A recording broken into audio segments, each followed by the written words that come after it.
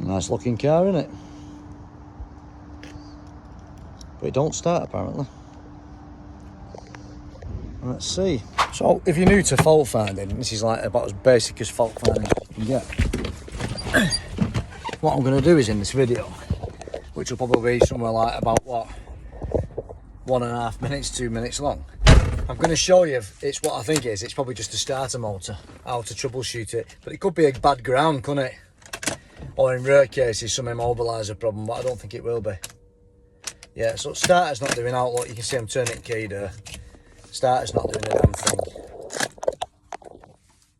Yeah. So out of all these amazing tools I've got on my wall, I've got multimeters, I've got scopes, I've got everything. Am I going to use any of them to diagnose a simple starter motor? I'm not even going to use my power probe, no. I'm going to use something much more simple. And what I'm going to use is I'm going to use this. It's a halogen bulb you've seen me using before. I'm going to use it in a bit of a different way this time though. Well, I'm outside basically because the weather's so nice and there's no point pushing it in because if the starter's goosed, I'm just going to order a new starter. Well, once the customer authorises it. So let's show you what tools I've got. One test lamp and a jump cable, a ratchet and a Torx. That's it. That's all you need to diagnose it and to set the starter off. So let's crack on. I've got a big jump cable. I'm going to check if there's a ground just by applying a ground, see if it makes a difference. Then I've got an halogen bulb because when you're on your own, there's no one to turn the key, right? So what we need to do is go down here. If we can see it in the sunshine, just down there, there is a black cable, and that black cable there in my hand, that is the solenoid feed, and we need to have a live on there with the key on. So we're going to put the test bulb on that and ground it and see. If we've got a live, then we just need to check the ground. Then we need to check the third thing, which is if we've got a positive, which we always have because it's such a big cable. And that's it. Take the starter off and we'll bench test it then. So let's add our dodgy one. You can ground this anywhere basically, but there's a ground point right in front of me. I'll show you that in a minute. And all we need to do is put this in a position where we're going to see it, usually under the wiper like that, so it doesn't burn anything. And then we've grounded it. We just need to attach our positive to that little black thing I just shown you, which essentially is down here. And once we've got that on its nut terminal, we can actually see if we've got a solenoid start feed from the relay. But it's not so easy to get to, unfortunately. It's a little bit of a pain in the bottom. Indeed, you can't really see, you've got to just feel for it, you know. Right, if this is working, we should have a nice bright bulb burner. Zoom in for you so you can see it a bit better. Like I said, if you've not done this before, it's just a bulb. Positive goes down to the starter and it grounds to ground point. That's it. And that's easy. You don't need to get all these multimeters out. Most of these other YouTube channels will have you scoping that, won't they? No, I'm joking of course, but whatever. So that's your first step, it's passed. So we've got a solenoid feed. Why is the starter not working? Probably the brushes are knackered inside the starter because it's common fault. But what we'll do now, we'll just apply a ground. What happens if you've no ground on the engine because it's corroded, because they do corrode on these, and it's going to have the same symptoms as a knackered starter. If you've got voltage at the solenoid, and we've got voltage which we'll now check on the main wire, main big thick cable which is thick as my thumb, the only other thing it can be is the starter itself or the ground. So let's put a ground on, and it's just easy. You don't need to check it then. Don't need to check it. If I can put a ground on the starter case to the chassis, ground point, then I've grounded the engine with an extra ground. I don't need to even check it, do I? I can check it later on, but for now, for testing, that's all I need to do. Let's do that. All we're going to do here is we're going to just put this on the engine body ground, basically, and then ground the engine, starter motor, whatever, just to make sure we haven't got a dodgy ground. So you can put this anywhere on the engine, basically. But because this is a nice, easy car to get to stuff, put it on the gearbox bell housing. Grounded to the engine body, we'll just ground it to bell housing there now, and then we've got a good ground. And if this works, then we've got a knackered ground. If it doesn't, we need to check the last thing, which is the positive thick cable of the starter, which is usually always alright. And then we'll take the starter off and bench test it, and then strip it tomorrow. So let's try that now. We've got a ground, we've got a good solenoid feed. Let's try the ground. Not doing a damn sausage. So we haven't got a ground problem, we haven't got a solenoid problem. Final thing, the main thick positive permanent live to the starter. Let's check that. We can just go straight to the jump point because it's basically the same thing. We'll just give that a quick test first.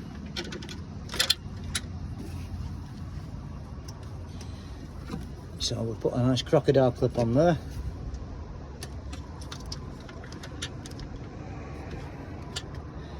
Put our positive on here, like that. And just ground it. And if you've got a permanent live, it should light up. So there's nothing wrong with it. So we're going to pull the starter off. The starter's goose. So the first thing you need to do is, essentially, before you do anything, is get it shrunk and make sure you disconnect the battery, because you don't want, like, you know, bzz, bzz, bzz, bzz, sparks ruining your afternoon, do you? It's already hot there. We don't want it even hotter, do we? So, dead easy. Take the negative terminal off. You don't want to take the positive off, because if you take the positive off and you touch something and it sparks, you could end up breaking something. Always take the negative off first. Done. And this is another important thing, what many people don't do. Latch the trunk over. Because if you don't latch the trunk over with the key like that, and some bugger shuts it, oh, you've left your trunk open, Ben.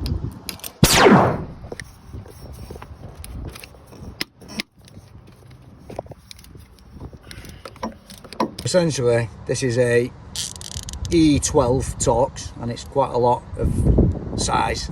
You just get a 10mm, it's the same as an E12, and that's only a 6-sided one. Works absolutely perfect with an E12, no problem. Time saving. So there we are, one skanky starter. It's got no label on it, that's fantastic. Oh, there it is. What brand is it?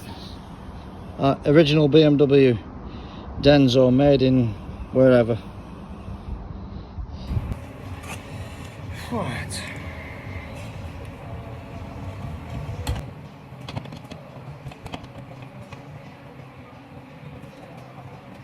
So what I'm doing here, and it's something you can recreate at home, but take precautions, of course. Don't be getting it the wrong way around, the polarities.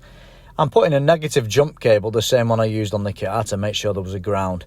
And I'm grounding the starter motor basically to the battery, just as you would, simulating that it's in the car. That's what it would be like in the car if it was bolted to the engine, which is bolted to the body via a ground cable. Then we're going to put on the big thick terminal the permanent live from the battery. So now we've got an energized starter, and all we need to do now is connect a third wire, a much thinner wire, to the starter solenoid. The solenoid is kind of like a relay. It absorbs, takes a huge amount of current, and it shunts it, obviously, so you don't have to use you know, loads of extra thick wires to have all these. They used to have separate solenoids years ago on cars, but not anymore, of course. So we're going to use a thin one now on the very small connector there, which is there, and basically we're going to test if it works. If it works, the brushes are working and all that, it'll just basically spin the starter over. Let's check that out.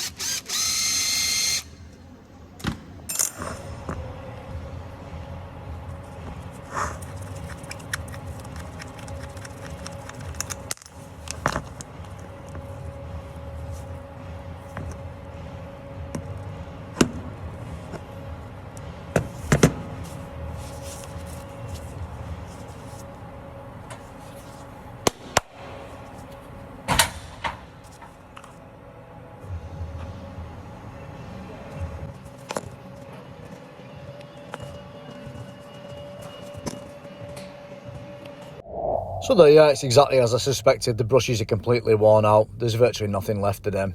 And essentially they should be probably twice or 3 times as long as they are those carbon brushes. Spring loaded, 4 brushes, and they're goosed. So the only solution is a brand new starter motor. Simple as that. Job is now diagnosed. Now let's fix it. So there you are, that's it. That's how you do a start, that's how you test it. And all we have to do now is put this finish written note in, alla carnista. Starti ero tetto. And finish, so that all my Finnish colleagues and brethren don't start it and set it on fire. But what I'm going to do is I'm going to just pull the battery off, and I'm going to check the trunk opens with the key again before I close it, so it'll have no battery on. But we'll just whack that in window.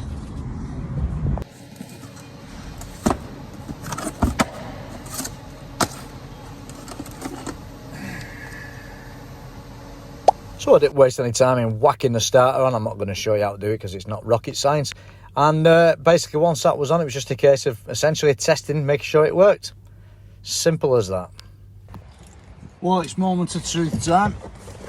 Starter's on. I'll just have to do a bit of an adjustment to that little solenoid. And it works.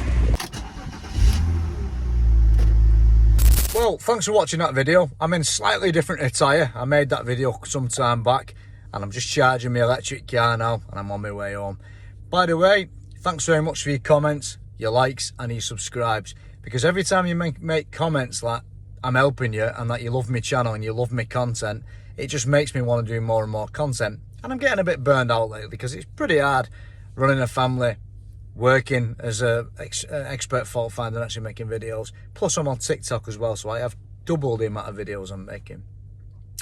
But please, if you've not subscribed, consider subscribing, because the only way I can grow is if I get more subs and I get more views. And please watch the videos to the end, and that'll actually increase my watch time, and YouTube will just push my videos that little bit more. I hope that helped you. If you've never done a starter bit before, maybe this will help you do a starter and give you the confidence you need to actually tackle the job yourself at home. Until next time, thank you very much.